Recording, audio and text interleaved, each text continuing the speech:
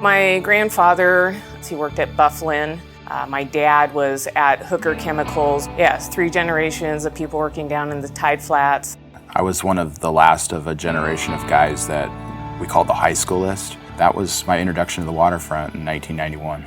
I've been at Bufflin for almost 4 years. After 3 months of working here, they noticed how hard I worked and started moving me to other departments. From there, I just kept going up. I would say, obviously, that Tacoma is a great place to be in terms of manufacturing.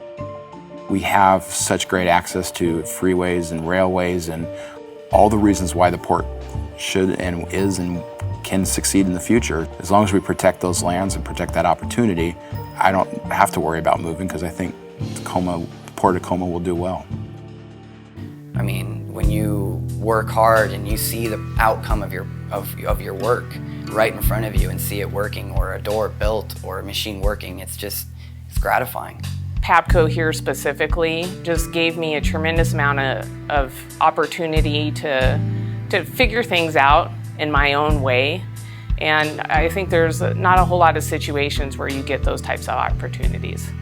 This is a job that, because we don't have a set schedule and we kind of work with the ships, that guys who are really passionate about other things in life can go follow those passions. I get my kind of intellectual kicks by doing the political aspects of the union, and I've also an elected parks commissioner and serving my community that way, and I coach youth sports, and so again, because of the nature of this job, I can do those other things too.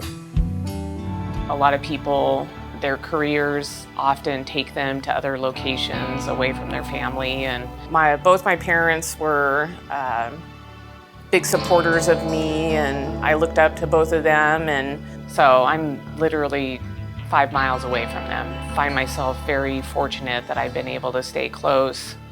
I have lived in a lot of places, and I have never lived in a place that is quite like this. I mean, I'm surrounded by beauty in every direction. Camping is one of my all-time favorite things in the world. One of the other reasons I'm absolutely obsessed with this part of the country. So I love going out on the weekends and just spending hours in nature and listening to everything. It's my favorite. This place provided me such a wonderful opportunity to grow, learn, and lead even, and work with people and communicate with individuals. So the likelihood of me moving and uprooting my life for a job is highly unlikely. I've built something here for myself. I really don't see myself leaving this particular area, and I've been in a lot of different places in the United States, and I keep coming back to the South Sound, Puget Sound area. I mean, this is home. I love the outdoors, and I love to fish, and I love being out in nature. And I always find myself being an advocate for our area, but I truly believe that as long as we continue to have jobs and opportunity and take care of our infrastructure, this is going to be a great place to live and raise a family for decades to come.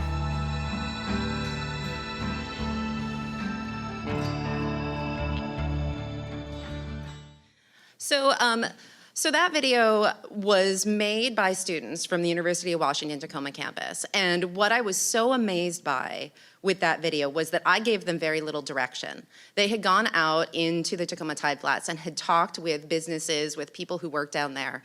And this is what they came up with. And one of the underlying themes is that need to protect our industrial lands, and the fact that what we have here is special, and that we need to make sure that we maintain that specialness.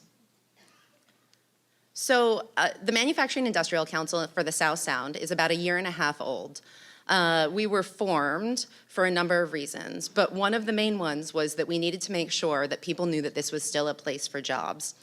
So the mission of my group is to promote and enhance a healthy South Sound economy and our shared values of economic prosperity, social equity, and environmental stewardship for manufacturing and related industries. And the Port of Tacoma is certainly a big partner of ours in those efforts. We've always felt like we're stronger when we're united around values that we all share. And I think that triple win, those 3 legs of the stool of economy, equity, and environment is really important to us.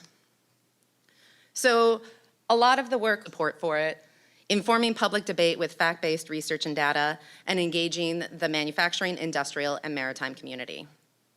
So some of the work that we do is around advocating for industry, Those local policies, zoning, land use, things that are really important to making sure that we have the ability to grow, the ability to stay where we are, and the ability to have new businesses come in that support us. That legislative support for regional items. The picture up there is from the bill signing for the accelerated tolling for SR 167, the Puget Sound Gateway project. That's something that we were very active in working alongside the Port of Tacoma, alongside a lot of different businesses in Frederickson, in Sumner, in other industrial areas around our county, because we need that regional connectivity. And then public comment. We provide a lot of public comment. Often businesses aren't willing or able to be there themselves, and so providing a voice for them when items come up of concern, whether it's around permitting, regulatory issues, or whether it's on other bigger issues in the community. So some of the things that we've done to raise the profile. Building a focused independent voice. I think that's one of the key items that we've worked on. We started this Made in South Sound photo series. I realized somewhere along the way that 50 years ago, everybody had a neighbor, a family member, a friend who worked in the tide flats, who worked in industry. Today, very few people in Tacoma know what those jobs look like. They don't know anybody in the community who has those jobs, and they have a really outdated idea of what they look like. And so we've started doing monthly. We go into a different facility, we take photos, they go up on the web, and then they also go into a one-page spread in the South Sound Business Magazine.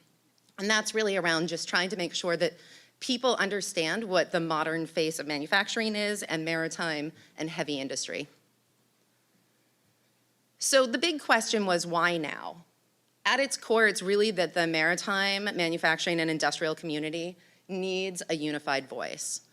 There are topical issues. In Tacoma, we have the tide flat sub-area planning process and also the interim regulations, which I'll go into in a minute.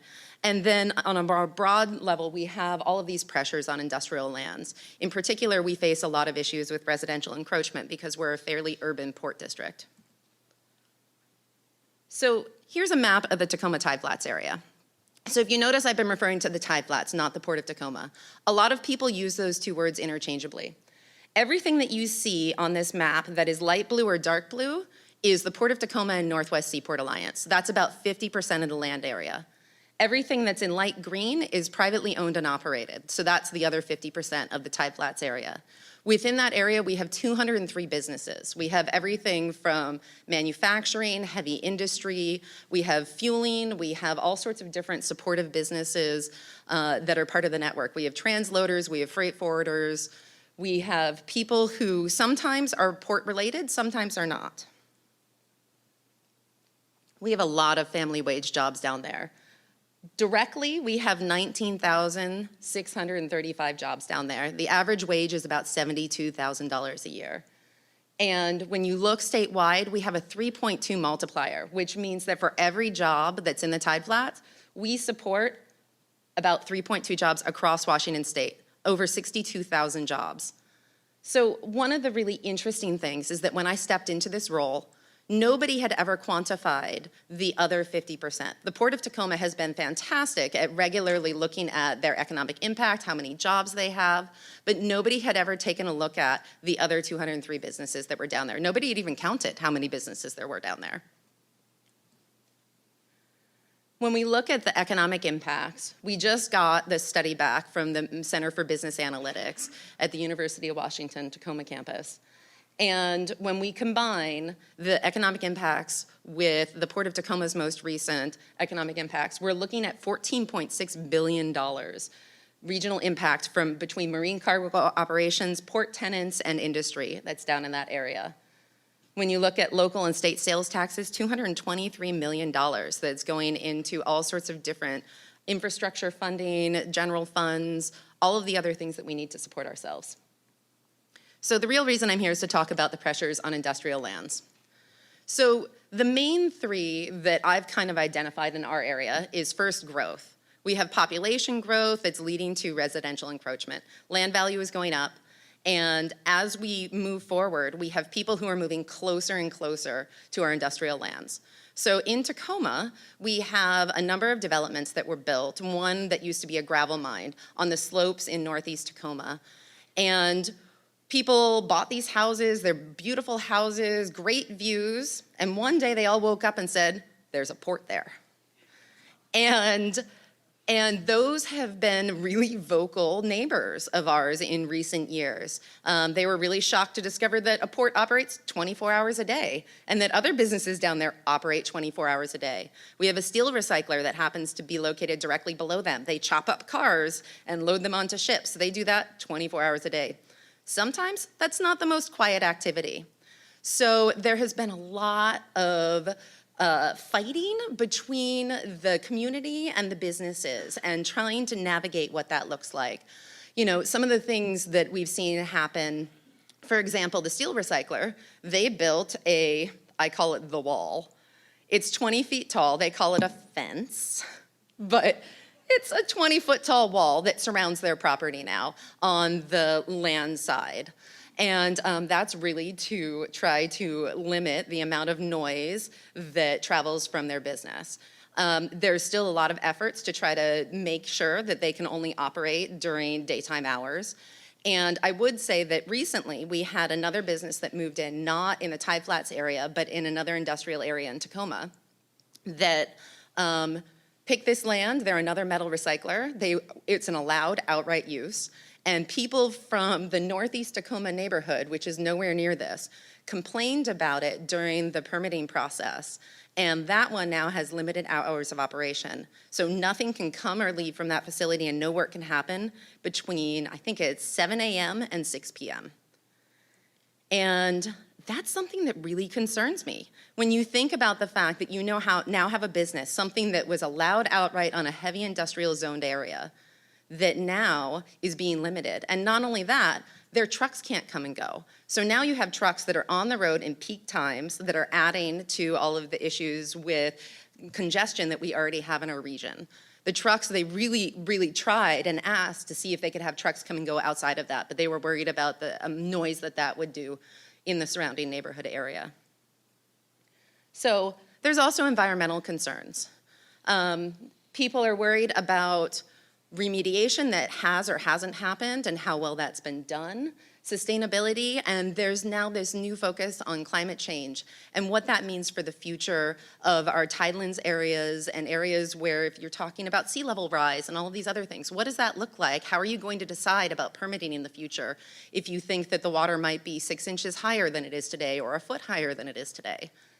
One of the things that we've seen quite a bit is that we have a lot of very engaged environmental activists now who go to everything. And I mean, it is truly amazing that I will walk into a meeting up in Seattle and it's the same 20 people that are a meeting in Tacoma or a meeting in Olympia, and they're there talking about how they're really concerned about liquid natural gas. And the next one, they're talking about how they really want clean fuel standards and they want a carbon tax. And then they're there talking about this and that. And they are very active, they are very engaged. And we're seeing more and more of this, that you really have this vocal group that is starting to really impact decisions as they're made. They're going to permitting meetings. They're going to anything and everything that has some sort of public outreach and voicing their concerns. And so that's something that we're seeing and that I think we need to figure out how to better address. And then there's this community desire for less intensive uses. So in this past cycle down here, we had some new people running for Port of Tacoma commissioner. We have 2 of our commissioners who are retiring off of our commission. And a number of people kept on saying that they really want our port to become a park. And I thought it was a joke at first, but it wasn't. They were completely serious. They want to see all industry removed. They want to see it become a park. We're hearing more and more of that, where when we talk about long-term visions for what the port should look like and what our industrial land should look like, that people really want to see it be open and available to the public for public use. They want to see green space. They want to see all of these other things that don't really coincide with what an industrial area looks like. So 2 things that we have facing us right now from a policy perspective. So first, we have the Tide Flats interim regulations. So everything that is in orange on this map here, so we have the Port of Tacoma area and then our Nally Valley industrial area. Everything that's there is affected by this. And then the areas that are in pink are where there's residential encroachment or the potential for residential encroachment. So in 2017, the Tacoma City Council started the process of our sub-area planning process. It's been a very long process to start up, and so they were concerned about what might happen in the meantime. So they decided to put some interim regulations in place, which is basically moratoriums on a couple of items. So first, no new heavy industrial uses. Things that fall into that category are any fossil fuel facilities, mining, which we don't have much of anymore, a number of other heavy intensive uses. So those are not allowed out, nothing is allowed to be built new. Now currently, existing operations are allowed to expand. There's been a lot of movement to try to keep existing operations from expanding. So there's also a piece of it that's around expanded public notification. A lot of the public was saying, you know, hey, if you have a 1,000-foot notification, nobody in the general community ever knows that this is happening.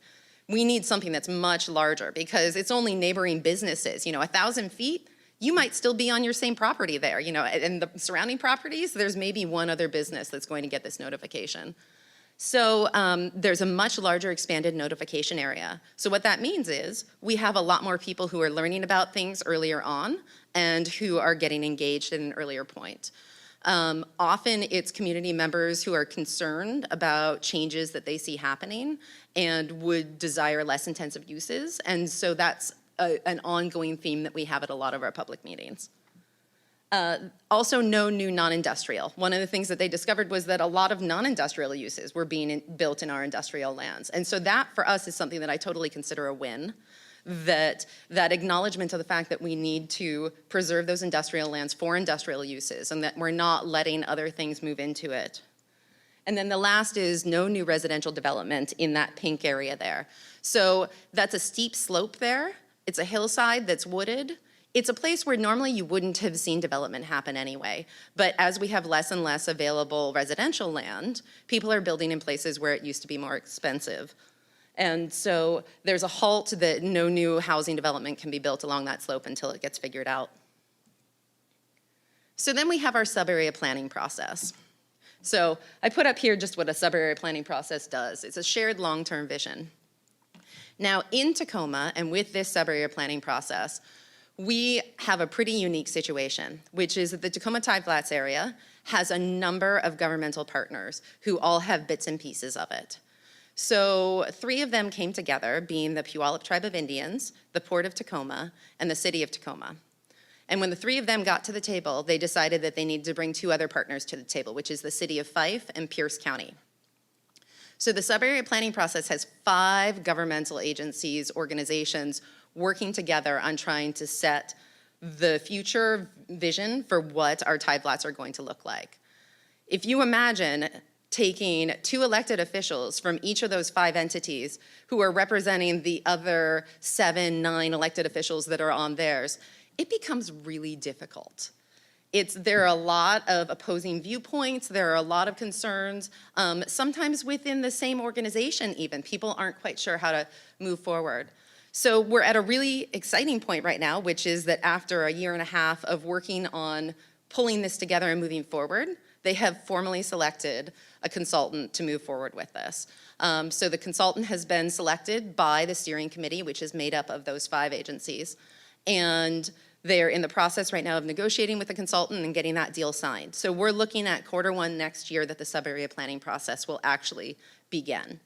Originally, the thought was that this process would take about 2 years. Now, I think everybody has realized it's gonna be 3 to 5 years, probably until we move through this very robust public process, when we have all of these different players in the room, trying to make sure that everybody has their voices heard and that everybody gets their piece in for figuring out what the vision should look like in the future. As part of this, there's a stakeholder advisory group that's been set up, and that has 21 organizations on it. It represents another of other surrounding businesses and business interests, industries. It also includes a number of other surrounding governments. So it should be a really interesting process. I think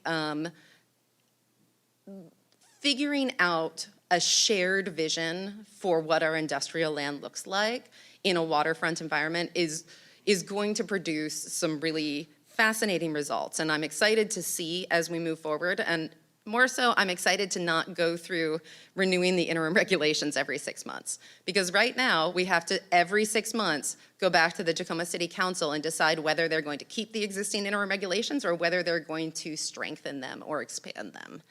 And so there's a lot of effort there. So one of the things that I was going to talk about really quickly was I was thinking earlier about the different locations that we have around our area.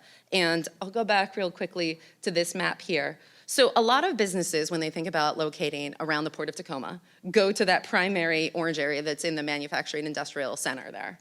But we have this odd little sliver that's our Nally Valley industrial area. And recently we had one tenant who moved in, so New Cold, which is a cold storage facility. It's a Dutch-based company, and Trident Seafoods is their primary tenant. And Trident said, I want to be near the Port of Seattle or the Port of Tacoma. And they preferred Tacoma because traffic wasn't so bad, easier to get in and out, less congestion.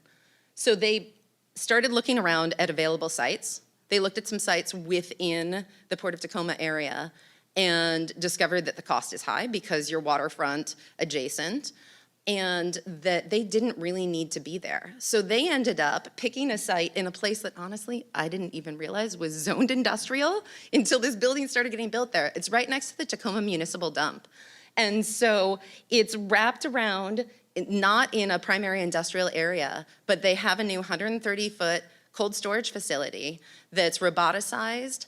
Their main high cube is where everything is kept. It's completely robotic. The oxygen level is dropped down to a point so that they don't have to worry about fire suppression. So there aren't even people working in there.